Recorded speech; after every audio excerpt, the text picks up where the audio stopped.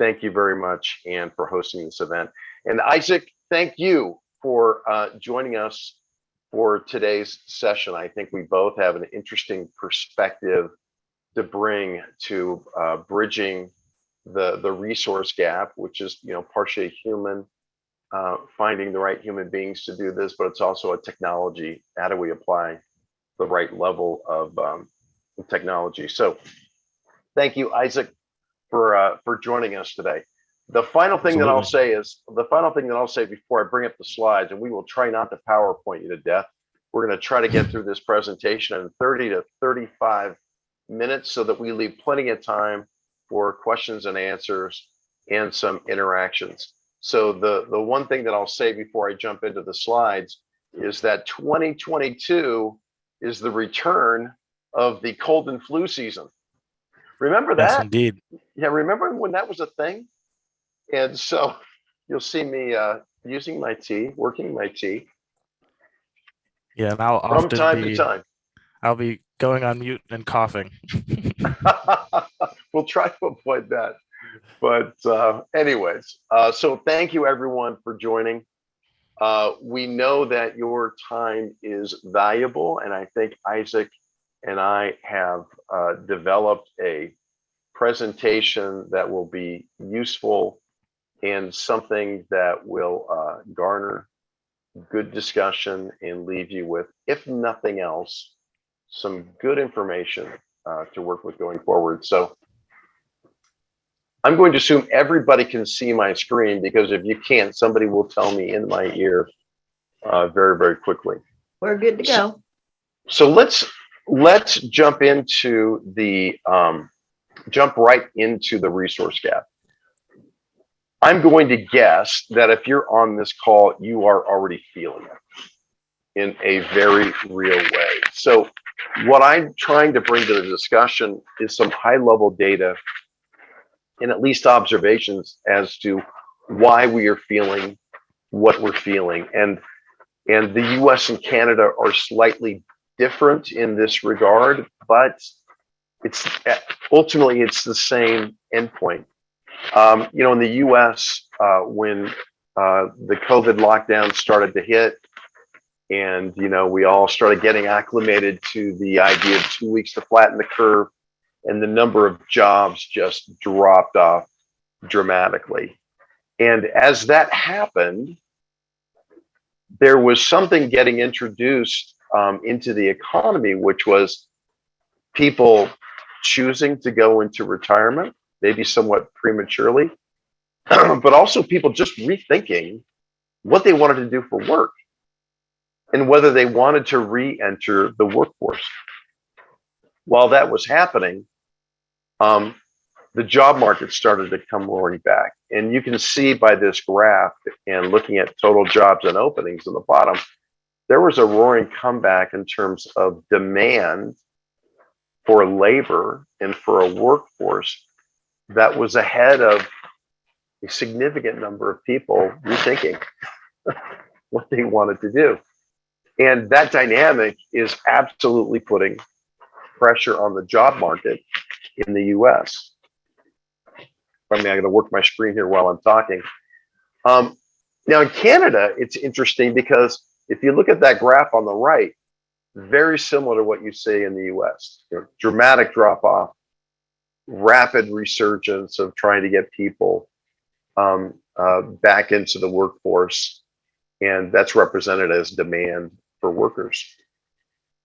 Interesting statistic that I learned about as I was doing my research is that in 2018, Canada was already experiencing, and it was somewhat region dependent, but and by the way, I do know that Canada has provinces, not states.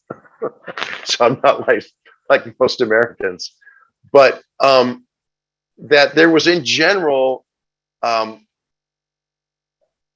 signs that it was hard to find people. So there was a challenge that existed in 2018. COVID hits in 2020, and that pre-existing condition or pre-existing challenge or problem tends to exacerbate the challenge that is existing in Canada. Net, same problem, slightly different data points that tells us, why the problem exists. Now, in addition to the labor shortages, we still have inefficiencies in the system. And there are just a number of headlines that you can find in the press that point to inefficiencies around permitting primarily. 5G, I would put forward that one of the delays in 5G is just some of the complexities that come from permitting, and the reality that because of the density of 5G, you need to use utility poles where you didn't necessarily have to do that in 4G. And ultimately, the permitting processes, the approval processes were not set to deal with that.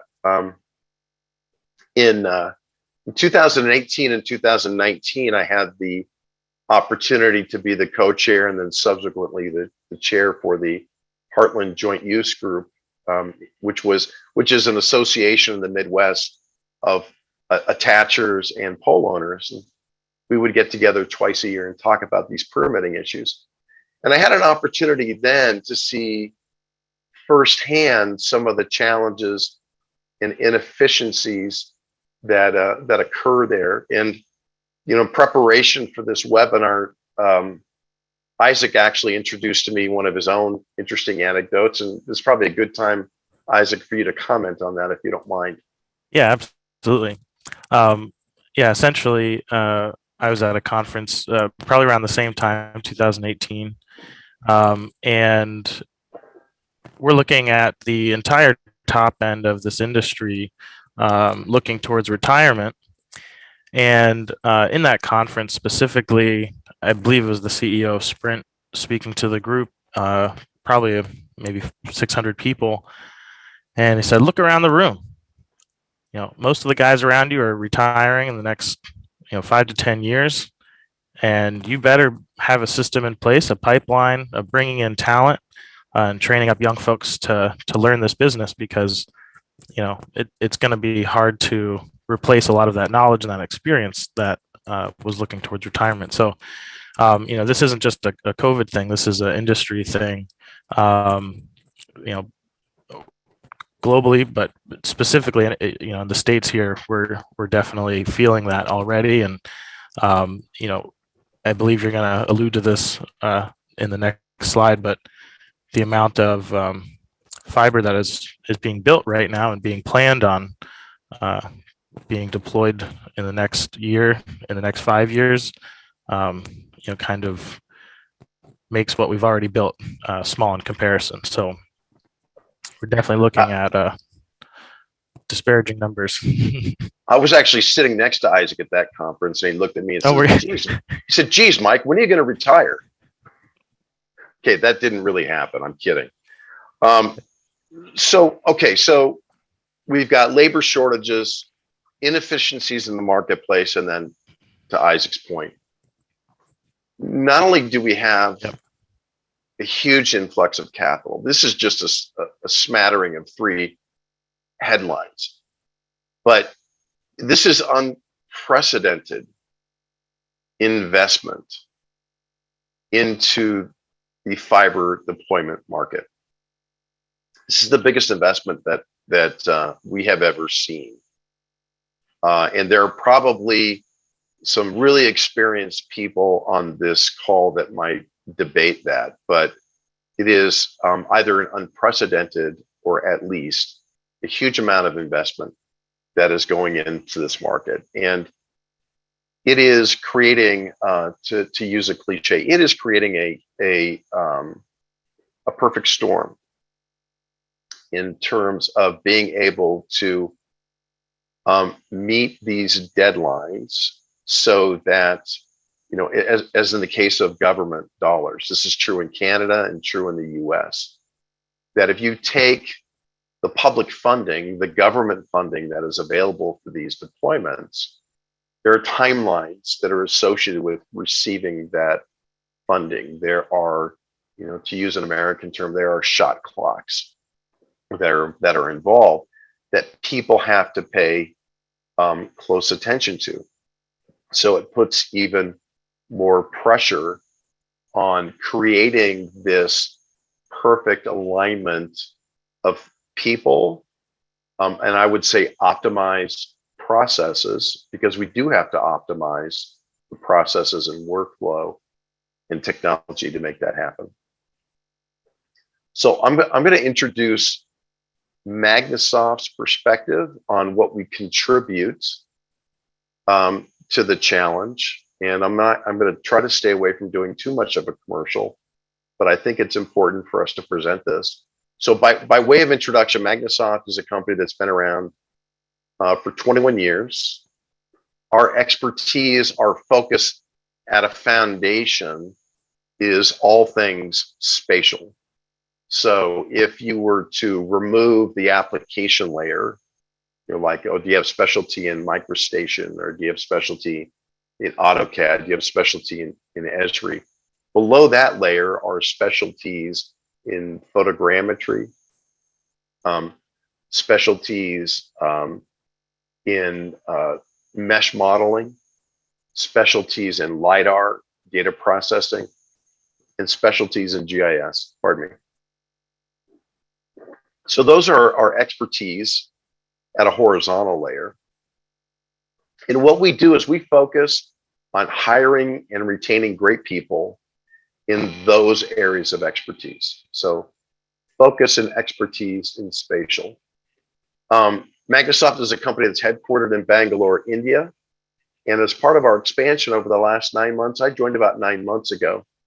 And what you're seeing from us today is part of our vision for the next generation of the company, which is to build resources in North America and India, but having a focus on hiring and retaining people in both geographies so that we can create a great customer experience for our customers.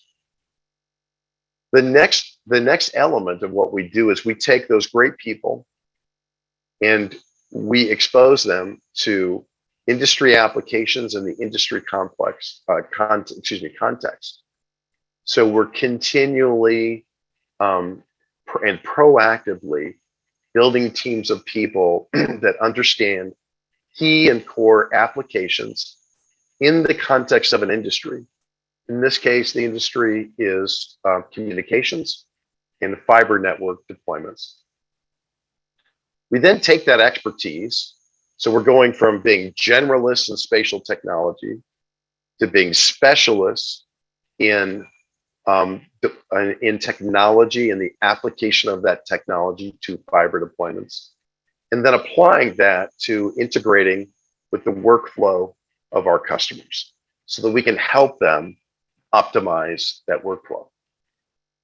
So that ultimately, our promise is to deliver an effective extension to your team. And our definition of effective is very simple: quality output, on-time delivery, and better margins, so that we should ultimately help you meet the demands of the marketplace and not have to sacrifice quality, delivery, or margins in the process. You have to have all three in order to be successful. We understand our job is to help support and promote that success. So to take that conversation to the next level and talk a little more detail about our technology expertise, we ensure that we're building a team that knows and understands products from Bentley. That includes MicroStation. And interestingly enough, for our market, the addition of Spydecal and possibly PLS. I don't think that deal has closed yet, but that introduces a very interesting dynamic if both Spyde and PLS are both under the Bentley umbrella. We're actually users of all three of those software. So, and by the way, I'll add that one of our really active board members was former chief product officer for Bentley prior to their IPO. And so we actually have a rich history of working with Bentley. And so the idea that Bentley has acquired Spida and maybe acquiring PLS is actually very good news for us, because it enables us to expand that relationship into a more strategic view for fiber deployments. Of course, we maintain a very deep and rich experience in AutoCAD. And then from structural analysis, we are users of Catapult Pro. And similar to Catapult, we are pole load analysis agnostic. In other words, we will develop and maintain expertise in the pole loading software that is being demanded by our customers. Now, we draw a distinction in our go-to-market approach. We have technologies that we adopt and that we develop expertise in. And then there are technologies that we partner with. The distinction between the two is, at a foundation, it's technology that is in demand by our customers. But then the distinction is technologies where we believe, based on our background, we can actually have a positive impact on the adoption of that technology. And Catapult is a great example of that, and the reason why we're having that webinar, the webinar that we're having today. So we see Catapult emerging as a solution that's critical for aerial design and deployment for fiber networks. And we believe that our background in photogrammetry and LiDAR data processing, mesh modeling, could actually help enhance that solution over time. So we see great opportunity for collaboration. So for ultimately the advancement of Catapult as an industry solution. So with that, I'm going to hand it over to Isaac, so that Isaac, you can talk a little bit more about Catapult. Absolutely. Thank you very much, Mike. Yeah, so Catapult has been around since about 2012. We came out of another company and rebranded in 2012, 2013. And we focused entirely in the joint use space, mostly working on the telecom side, and then sort of transitioning into the utility company side. But what that did was it put us right in the middle of the joint use world, and these pole head sheets sort of represented the majority of our work. And we kept asking the question, there's got to be a better way. Why are we constantly dealing with pen and paper when we have better technology out there? And so we quickly developed this photogrammetry methodology. We started out testing in probably 2008, 2009, and then finally got to a much more refined version in 2012, and developed what we call a photo form, which is the middle picture. That's a very basic version. But we started out in the field all over the country, going out and collecting pole data and submitting it to utilities for attachment for the joint use space. And that's really how we cut our teeth and learned how to develop the best software we could, by actually doing all of this work and learning what data was really important, how to shift resources from the field and into the office. You can go next slide, Mike. So back in 2012 was our first stab at a photo measurement tool. We built that, and it was very powerful, but it was offline, and so that was very difficult to sell to the market. So we knew that we needed to get something online. That's kind of where all software was going. So in 2013, we built Photoheight.com, which was our MVP, our minimal viable product, if you will. It was something we could get online quickly and have folks subscribe to. And that was really fun. It was just a very simple program that people could upload a picture, do all their annotation, and print out their deliverable and submit for permitting.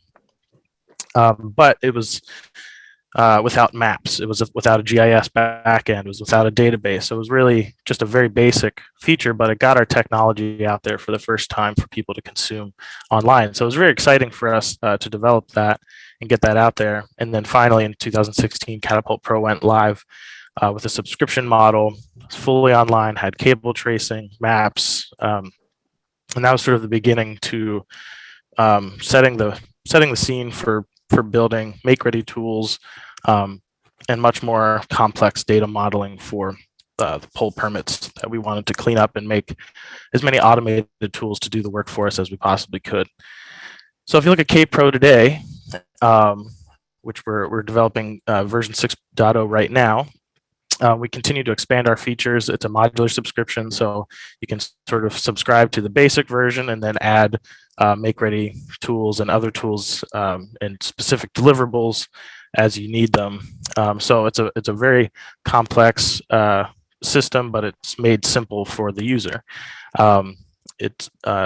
We kind of use the term color by numbers. It's very easy to train somebody in the back office now how to call make ready in a matter of weeks, as opposed to somebody that might take years of experience going out in the field and learning all of the ins and outs of the power and the joint use space and understanding the dangers and the safety and the NESC spec and understanding really how those two systems were designed. So a little history about why we even got into this and how we got to where we are today. You can go to the next slide, Mike.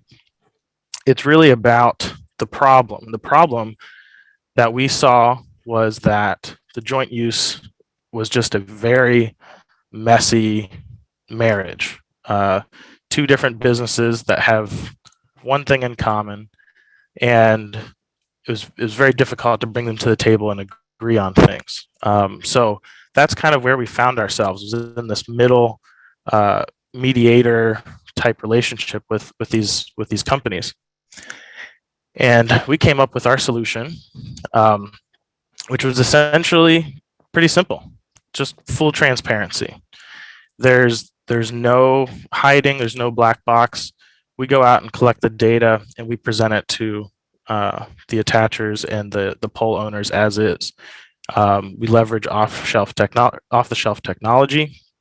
So we developed our photogrammetry system, but we also leverage Google Maps API, real-time database structures like Firebase, and we put the data into this viewable structure so that you can see the data being completed from beginning to end. So as your attachments and your applications are going through the system, you can see, in real time what the state of that pole is based on the photos that were collected.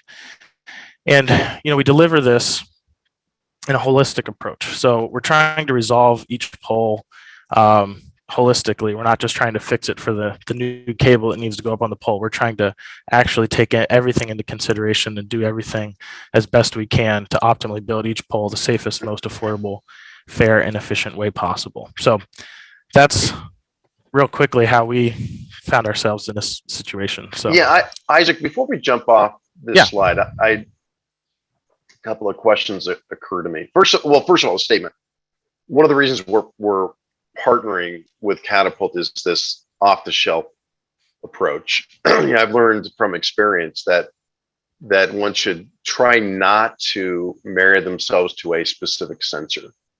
And sure. in the Catapult view, that we're using cameras aligned with an app in the field and using photogrammetry to achieve the results. So we really like that. My question is, what do you mean by real-time database structures?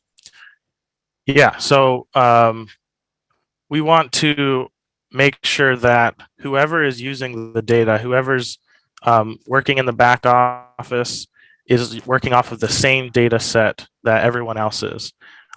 So as they're working, you can see them working. You can see them adding annotations to the cable. You can see them doing everything in real time.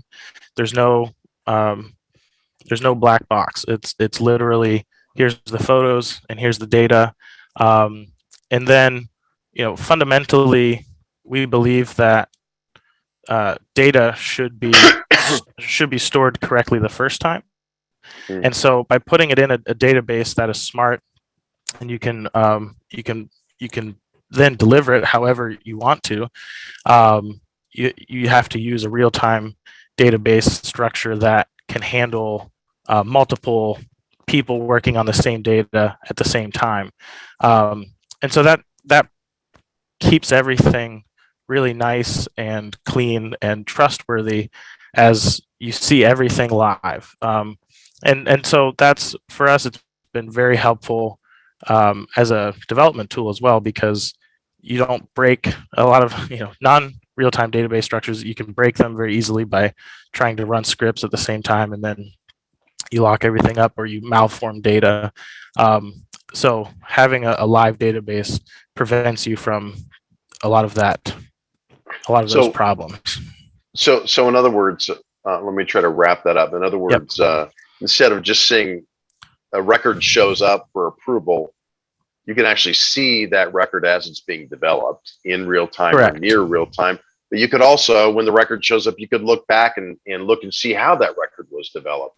So you've got complete visibility into that. And with that visibility or transparency comes increased trustworthiness in that record. Okay, thank you. I don't want to take you off track. I'll go to the next slide.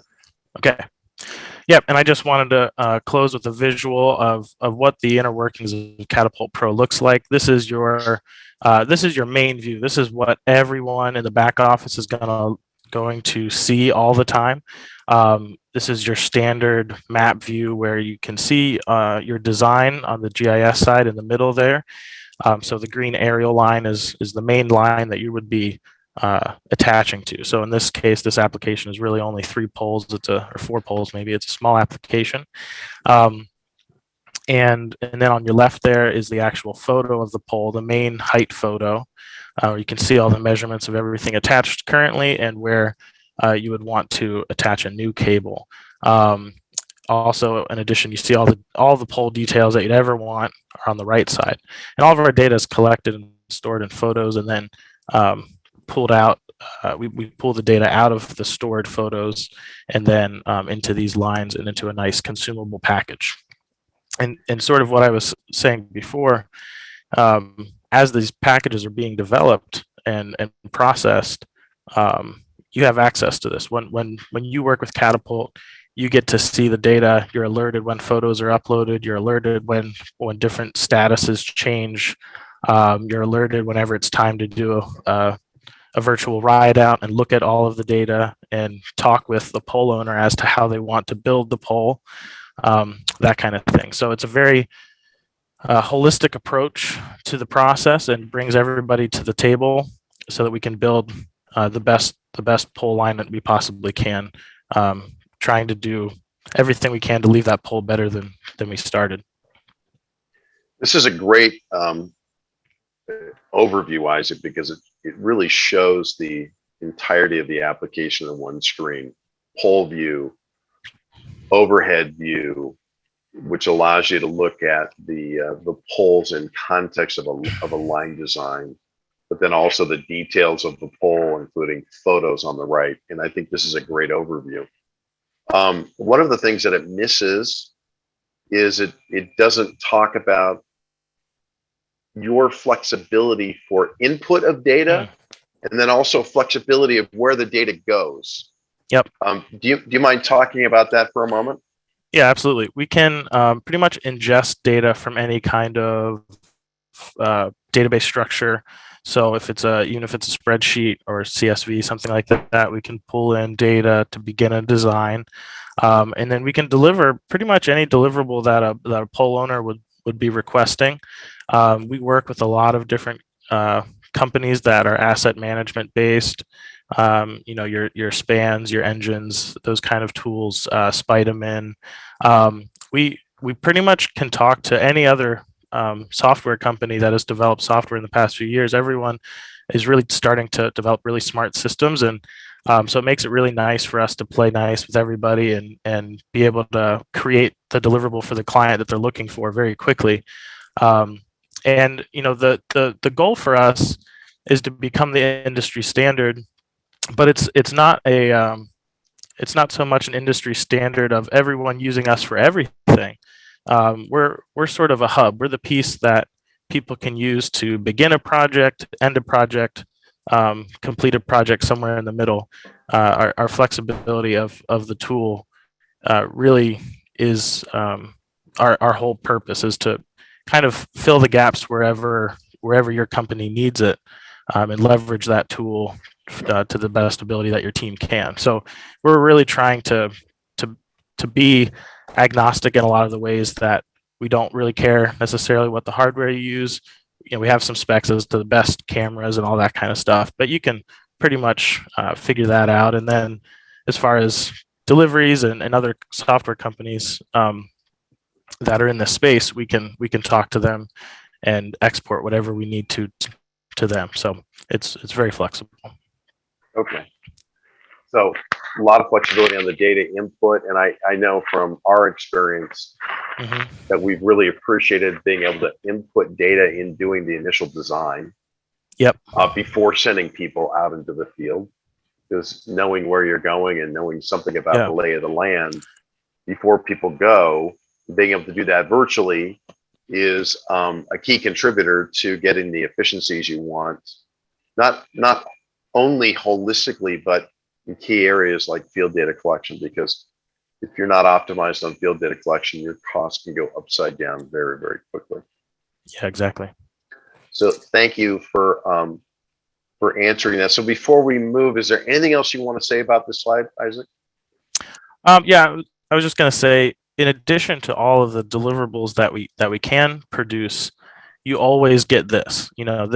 You always have this base consumable here that is, all of the information that you would ever need is really right here at your fingertips. So even if somebody's working with a utility company or pole owner that might still be a little behind in the times and accept some kind of PDF or paper form, you still get the power of what we're doing here, and you can still show them all of that extra information in addition to their deliverable. So, and for us in our experience, that's really helped greatly in earning trust and being able to deliver the actual information that we're trying to deliver and not just what they're asking for, and kind of going above and beyond and creating a lot more value in that relationship.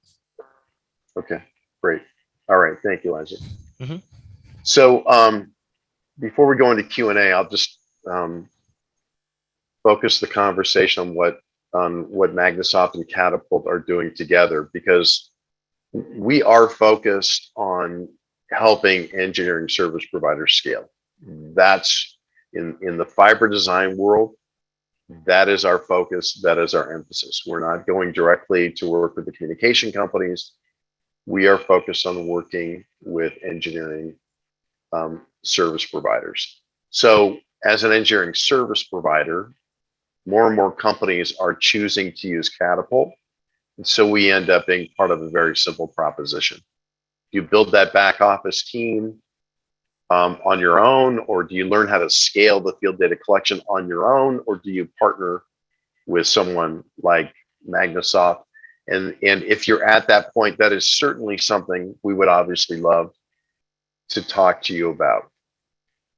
But just to be crystal clear on this, we are focused on helping engineering service providers scale their projects, because at the end of the day, when you take all of those billions of dollars that are flowing into this market, it breaks down into a series of hundreds and possibly thousands of projects.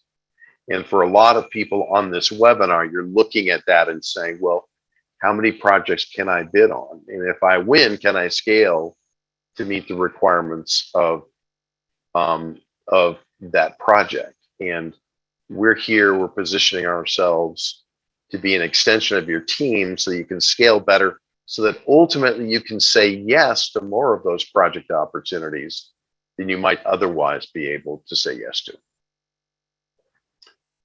So the last thing I want to cover then is our project engagement model. It's very very straightforward, something that I can present using a standard flow chart from PowerPoint. I don't need a fancy graphic to paint this. It's very simple and straightforward. The dynamic here is our utilization, and where we may be somewhat different in our approach is that we have built and are building a front end team with not only domain experience, but they're here in North America. So they understand the nuances of doing fiber deployments in the major North American markets. So that when people engage with us, when a firm engages with us, the first discussion, obviously, and of course, is about requirements and our areas of expertise that we bring into that discussion. Generally speaking, as or if people need to develop a land base, if they need some drafting services, if they need high-level design, if they're deploying Catapult and they need field optimization as part of their project or program. And then, of course, there's what we refer to as back office record creation. And that's a term really that is specific to Catapult and the Catapult workflow, because in the workflow, you're collecting data in the field using Catapult technology. That gets uploaded to the cloud, and that's when you want somebody, a very competent resource in the back office that's picking up the data and processing those records accordingly. When we get to the statement of work phase and agreeing on the statement of work, that's when we begin to introduce our offshore resources, so that you go from 100% local interaction to some of our resources in India getting introduced to the conversation. And then when it goes time for deployment, it shifts to a 25%, 75%, approximately. I'm just trying to provide some general numbers. When you shift to deployment, then you start to see that balance of offshore resources come in, which is where you start to get that right balance of expertise and affordability and more command and control over your margins. Then there's inevitably in any project a tuning phase. And again, there's a slight shift towards the offshore resources. The 80-20 rule starts to kick in at that level. And by the time we get to a completed project, then the local resources are interacting maybe 10% of the time, and the offshore resources are very, very heavily involved by the time we get to completion of delivery. Now that's for a first engagement. Where we really see economy of scale with our customers is when you start to look at the second engagement. And I think for anyone that's thinking about using an offshore resource, I think this is an important concept to lock in. It's a simple concept, but sometimes the nuance of it is missed. In a second engagement, you start to see more involvement of offshore resources up front. Where in the first engagement, requirements might be done 100% with local resources. In the second engagement, you're already acclimated to working with an offshore team. And so they're going to be much more involved in the initial requirements gathering process. And then when you move to statement of work, they're far more involved than they were in the first project. And you can see that as it flows through the project. And so the more projects you do, the team gets better at working together, becoming what I like to refer to as the extension of your team that's down the digital hallway. And through that, you inevitably start to get greater benefit from leveraging offshore expertise. So that's all that I will say about that. But I think it's an interesting dynamic that people should think about if you're thinking about engaging with Magnasoft or somebody like Magnasoft. So with that, we are through the presentation part, and I think we did it in about 35 minutes, I hope. And so I'm going to go ahead and stop sharing my screen. And I know we have one of our colleagues that's putting forward some of the questions for us. And let's see. The first question that's coming up. Okay, that's a good one. This ought to be an easy one. Isaac, how many companies have adopted Catapult? Yeah, so over the years, we've had couple hundred who have been subscribers of Catapult Pro. We have over 1,800 users. And I think to date, we've processed over 15 million photos, which is an interesting metric. We like numbers, and it's fun to track everything. But I think that's pretty accurate to 2022.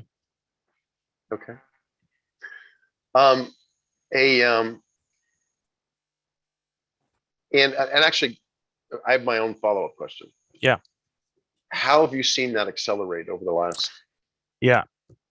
Well, with the explosion of the RDOF funding and rural broadband expansion, I think 2021 was our best year yet. I mean, users skyrocketed. Increase in specifically 24 states through that RDOF funding process that really expanded Catapult Pro adoption. Okay. And I have to say, pardon me if you're seeing me squint. So I try to read the questions. My eyesight is being challenged. Okay, so this is a really good question. I'm just going to read it verbatim. You mentioned in the beginning about the labor shortage. How are you and your companies dealing with the shortage right now? Well, I'd say bluntly, we are struggling, and it is, I think, like everybody else, we're struggling. But our company is trying to scale and automate the software side as much as possible, and we don't require as many folks in the field. So for us, we're hanging in there, but we have said no to a lot of projects that would require us to send teams across the country. But really, the way that we've been working right now is partnering with other companies who have teams that are available for the field, teams that are available in the back office to partner with the massive data processing that we need to do. So it's really about partnerships and working with other teams right now, as hiring can be a difficult and long process, but we're working through it and trying to add to our team as we can. But it's been mostly just partnership. Okay. My part to that answer is, first of all, we have a great HR leadership. So a shout out to Uma, who's the head of our HR. Yeah. Publicly embarrass her. But we're about a six. I'm sorry. Go ahead.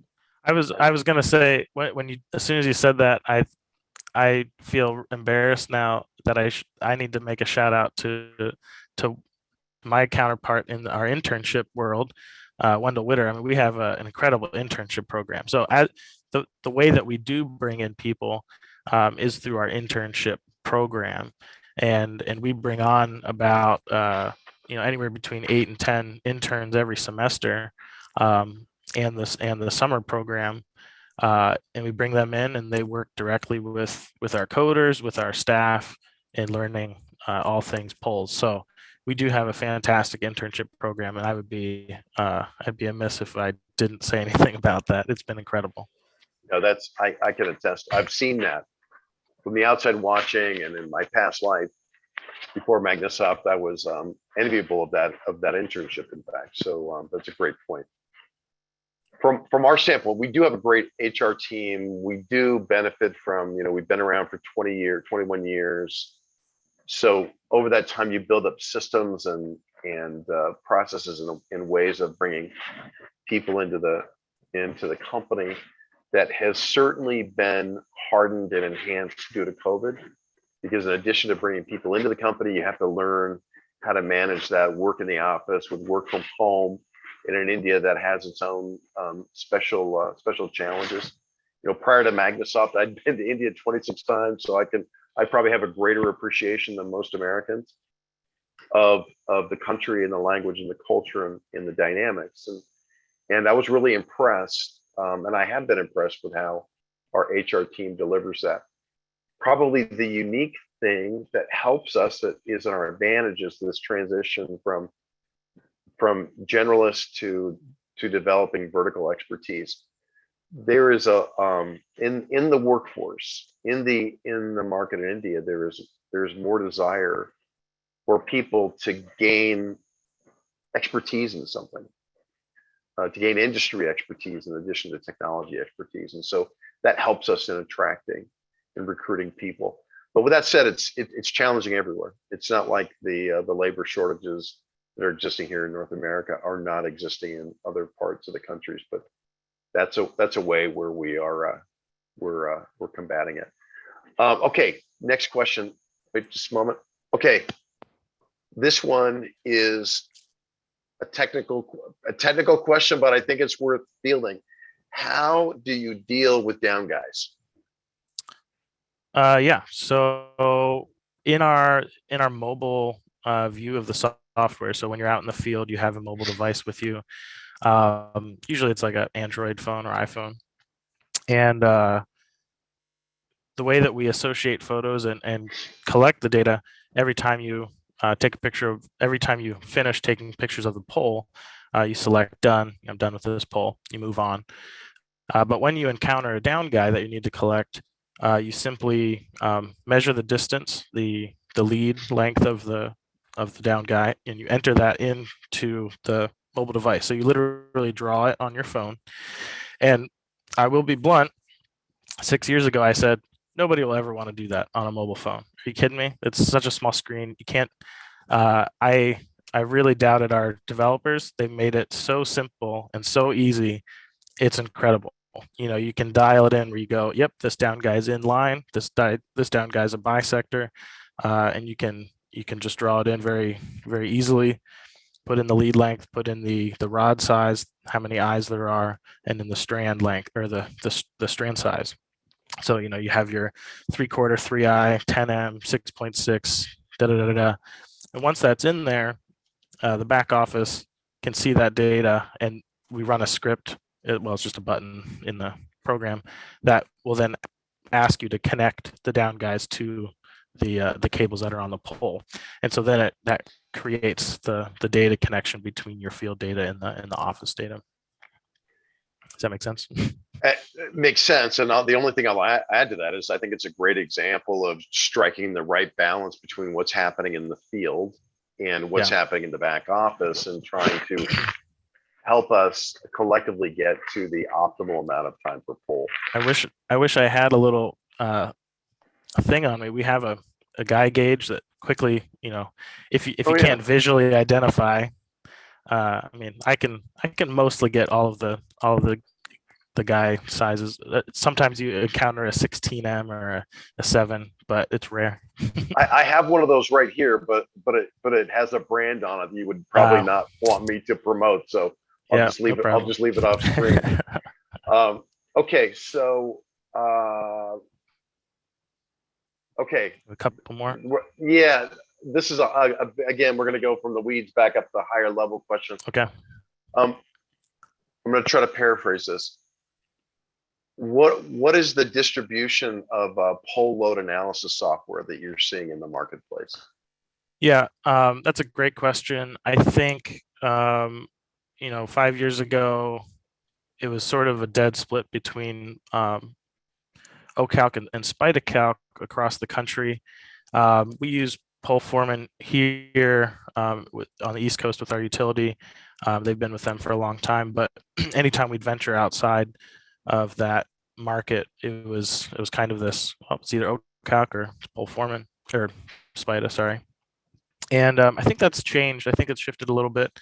We're seeing a lot more cool developments out of Spita, making it easier, utilizing the cloud and that kind of thing.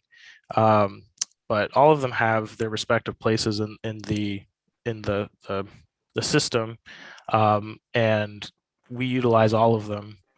We don't really it doesn't really matter to us which one folks would want to use or have to use. A lot of times it's mandated depending on the pole owner or how they want to go about doing that. But to us, it doesn't quite matter. We work with all of them. So, but yeah, I would say for the most part, I think the Spida has kind of had an uptick in the past few years. Okay, so a few years ago, 50-50, and now it's more like 60-40. Okay, Yeah, but at the end of the day, you're full load analysis agnostic. Absolutely. Yep. Okay. All right. Well, I don't have any other. I'm not seeing any other questions pop up on the screen. If there's anyone else that wants to put forward a question, now is your chance. There's one that came in here asking about make-ready analysis. Ah, there we go. Yeah. Does the make-ready analysis take into? Pardon me. Does the I'm seeing this pop up real time. Does the make-ready analysis take into account the NESC Rule 235 midspan clearance requirements between conductors? Yes. Boom. Boom. You can't get more specific than that. Please elaborate.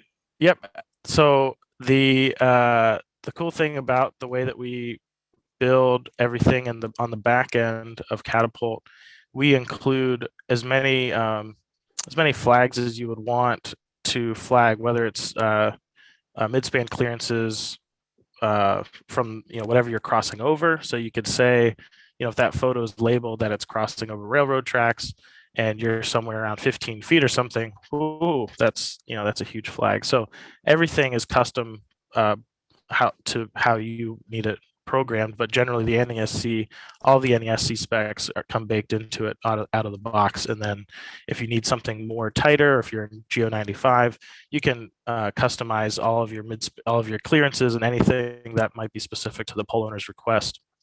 But yes, absolutely, we can take into account any of those requirements that the NESC puts out. Beautiful. Yep. That's awesome. Thank you for that question. That's great. Yeah, that was a great question. Okay. Okay, so it looks like we're done with questions. Thank you everyone for attending today's webinar. I hope you found it useful, helpful. We're looking forward to doing more of these. The general gist here is as Magnasoft is developing more technology partnerships, we think it's worthy of these kinds of conversations to just provide education to the marketplace and hopefully deliver value and help in our own way alleviate some of the challenges that we're seeing, this massive amount of funding that's coming into the fiber deployment market, and it seems to be part of our lives for the next few years. So Isaac, thank you to connect me, and for those of you who were here on the webinar, of course, you'll have access to a recording. Anyone that registered, they will have access to the recording. And if you'd like to learn more, or if you have a project that is coming up and you'd like to learn more about how Magnasoft and Catapult might be able to help, please feel free to contact me at mike.mcgill@magnasoft.com. And with that, thank you very much for attending, and I hope you all have a great and safe day. Thank you very much. Thanks, Mike.